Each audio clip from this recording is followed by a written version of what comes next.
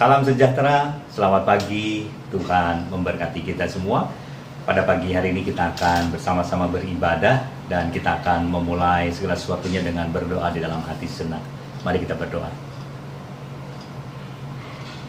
Amin. Di dalam nama Tuhan Yesus kita lanjutkan, kita naikkan satu pujian di dalam Kidung Rohani nomor 168, Laskar Kristus Maju. Kita naikkan pujian Kidung Rohani 168, Laskar Kristus Maju.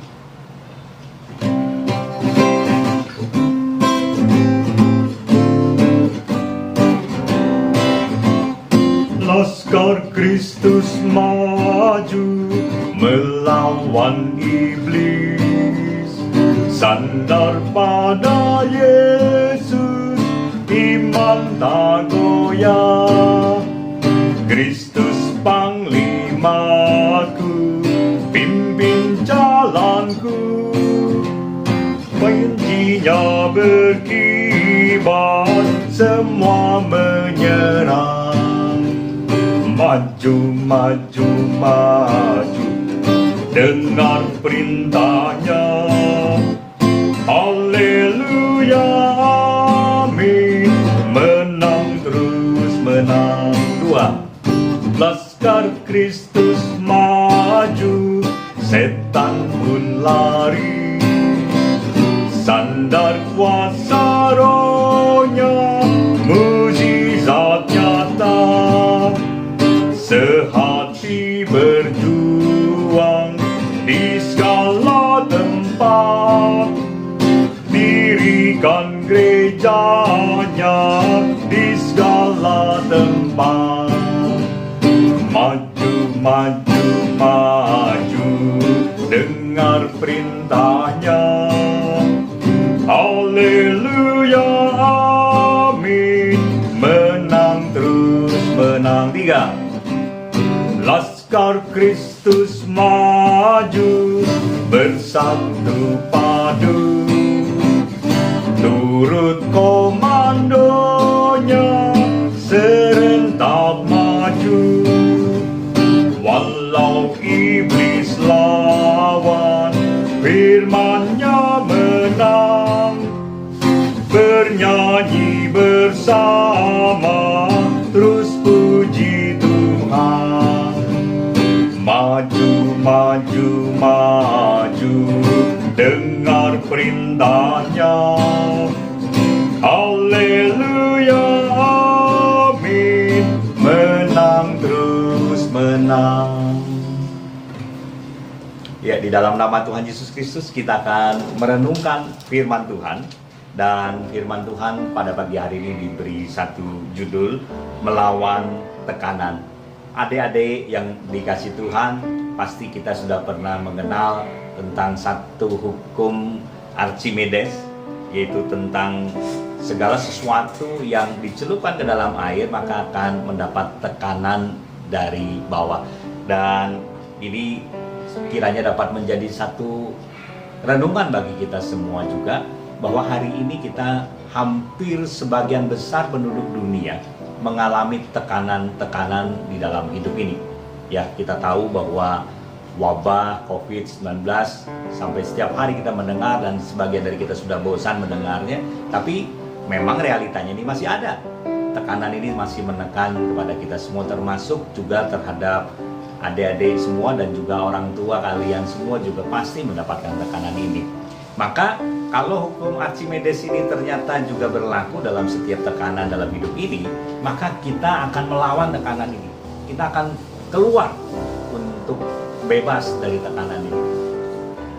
Adik-adik yang dikasih Tuhan, kita akan melihat ya satu peristiwa di dalam Alkitab, yaitu tentang peristiwa Daud melawan Goliat.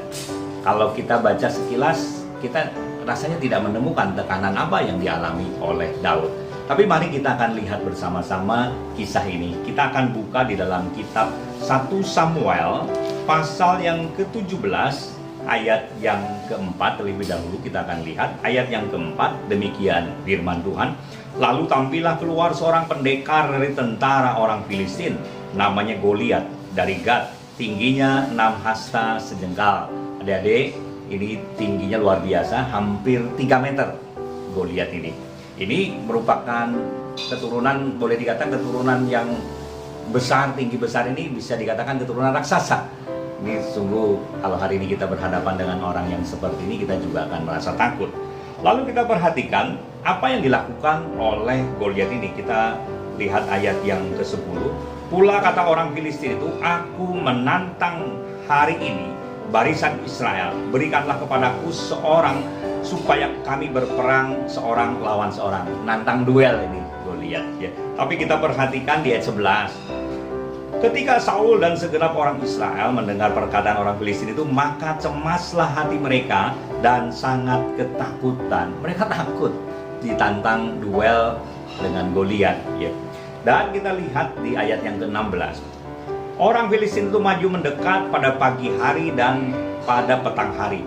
Demikianlah ia tampil ke depan 40 hari lamanya, terus menerus merongrong pagi petang selama 40 hari. Ini tentu akan membuat orang-orang Israel menjadi gentar hatinya. Lalu kita lihat ayat 23.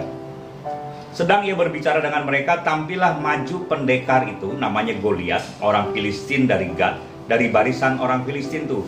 Ia mengucapkan kata-kata yang tadi juga. Daud mendengarnya. 24. Ketika semua orang Israel melihat orang itu, larilah mereka daripadanya dengan ketakutan. Kita lihat ya, bahwa saat Goliat terus-menerus mengatakan hal yang sama, akhirnya membuat orang-orang Israel ini lari ketakutan. Jadi jelas bahwa tekanan ini demikian menekan bangsa Israel. Kita lihat ayat 28. Masih di 1 Samuel pasal 17 ayat yang ke-28. Ini diceritakan bahwa ketika Daud tampil di antara bangsa Israel, ternyata dia juga bukan hanya mendapat tekanan dari Goliat, tapi juga mendapat tekanan dari saudaranya sendiri. Kita lihat ayat 28. Ketika Eliab kakaknya yang tertua mendengar perkataan Daud kepada orang-orang itu, bangkitlah amarah Eliab kepada Daud sambil berkata, mengapa engkau datang? Dan pada siapakah kau tinggalkan kambing domba yang 2-3 ekor itu di padang gurun? Aku kenal sifat pemberanimu dan kejahatan hatimu. Engkau datang kemari dengan bermaksud melihat pertempuran. Kita lihat kakaknya sendiri malah justru menekan adiknya, sehingga kalau kita baca dari ayat tadi, bisa saja Daud ini menjadi gentar dan akhirnya pulang ya. Tetapi kita lihat di ayat 32. Berkatalah Daud kepada Saul, janganlah seorang menjadi tawar hati karena dia. Hambamu ini akan pergi melawan orang Filistin itu. Luar biasa. Daud anak bungsu dari Isai. Dia ada yang mengatakan kecil, masih imut-imut, tapi dia berani berkata kepada Saul, jangan tawar hati. Dia memberi semangat yang besar kepada Saul.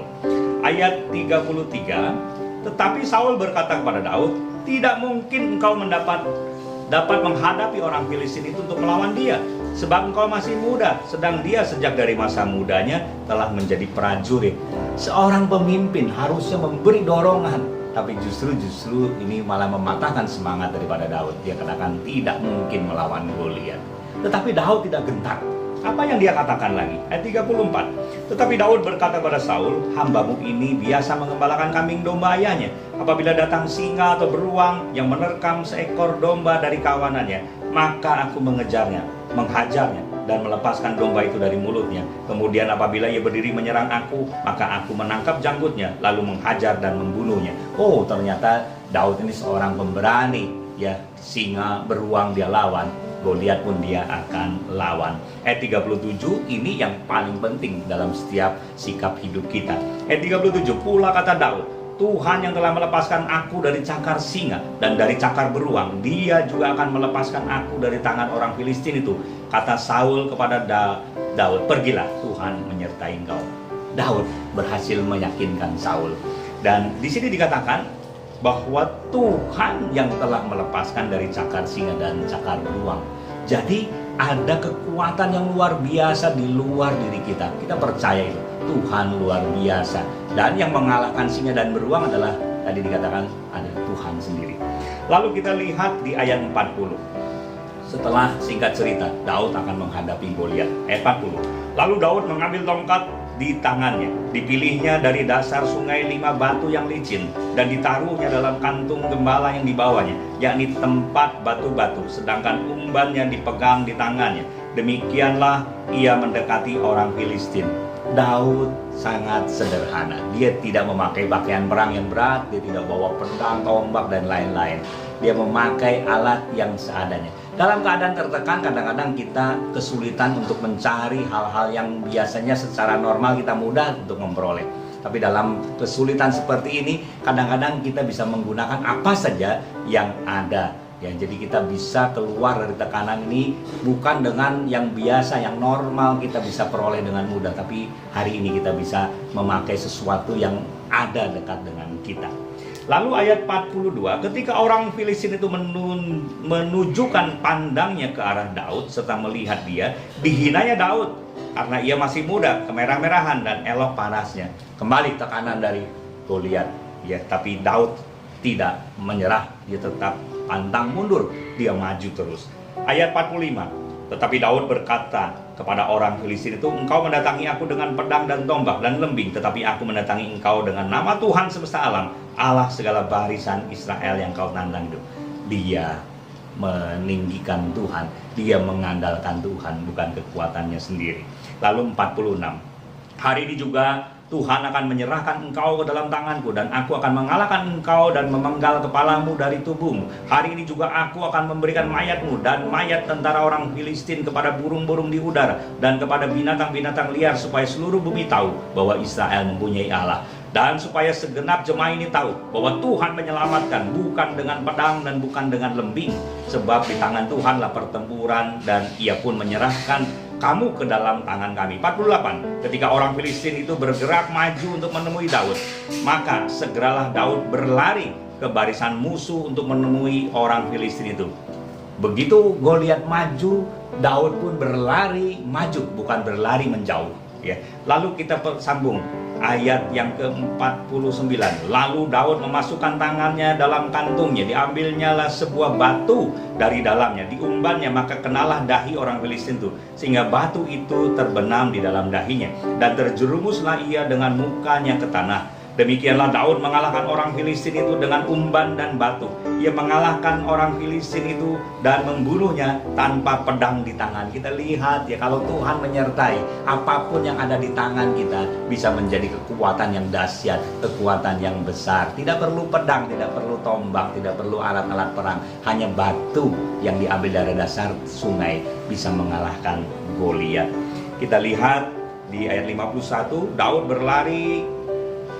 Daud berlari mendapatkan orang Filistin itu, lalu berdiri di sebelahnya, diambilnyalah pedangnya, dihunusnya dari sarungnya, lalu menghabisi dia, dipancungnya lah kepalanya dengan pedang itu. Ketika orang Filistin itu melihat bahwa pahlawan mereka telah mati, maka larilah mereka.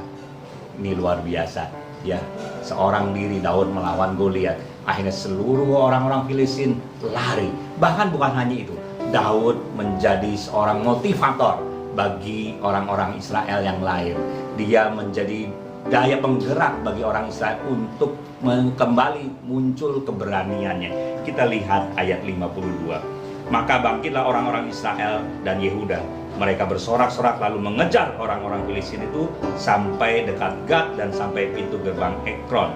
Dan orang-orang yang terbunuh dari orang-orang Filistin yang bergelimpangan di jalan ke Saarim sampai Gad dan sampai Ekron. Kita lihat peristiwa yang sangat-sangat luar biasa. Kiranya kisah Daud dan Goliat ini bisa menjadi inspirasi bagi kita semua, dapat memotivasi kita saat dalam tekanan.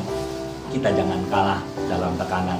Banyak hal yang bisa kita lakukan meskipun kita ada di rumah, meskipun kita belajar di rumah, beribadah di rumah, dan semua kita lakukan di rumah. Terakhir, ada satu ilustrasi yang menarik. Ada seekor keledai yang terjerumus ke dalam lubang sumur. Memang keledai ini punya kesalahan, kenapa dia tidak hati-hati sehingga dia bisa terjerumus ke sumur. Dan akhirnya yang mempunyai keledai, tuannya juga bingung bagaimana cara mengambilnya. Akhirnya ambil satu keputusan, yaitu untuk mengubur saja keledai itu. Maka dia ambil pacul, ambil sekop, dia mulai mengubur keledai itu. Dia masukkan tanah satu sekop demi satu sekop. Tapi luar biasa, ternyata si keledai di bawah tidak pasrah, tidak menyerahkan dirinya untuk dikubur hidup-hidup. Tapi setiap tanah yang jatuh ke dalam sumur itu, dia injak-injak, dia kebas-kebaskan di tubuhnya, lalu dia injak, makin tinggi, akhirnya dia bisa melompat keluar. Dia berhasil keluar dari tekanan, dia berhasil keluar dari penderitaan, dia berhasil keluar dari sumur. Kiranya ini juga bisa menjadi satu semangat bagi kita semua untuk bersama-sama kita saling bahu-membahu keluar dari masalah ini. Kiranya firman Tuhan dapat menjadi berkat bagi kita semua. Segala kemuliaan hanya bagi nama Tuhan. Tuhan memberkati kita semua. Kita akan tutup di dalam doa. Di dalam nama Tuhan Yesus Kristus kami berdoa dan mengucap syukur. Terima kasih Tuhan, Engkau telah memberkati kami dengan nasihat firman Tuhan. Biarlah firman Tuhan ini dapat menjadi pengajaran yang baik bagi kehidupan kami. Berkati anak-anak kami, anak-anak sekolah Kanaan di mana saja berada Tuhan. Berkati mereka semua, kesehatannya, pendidikannya, orang tuanya, usaha dan pekerjaan orang tuanya, kiranya Kau berkati.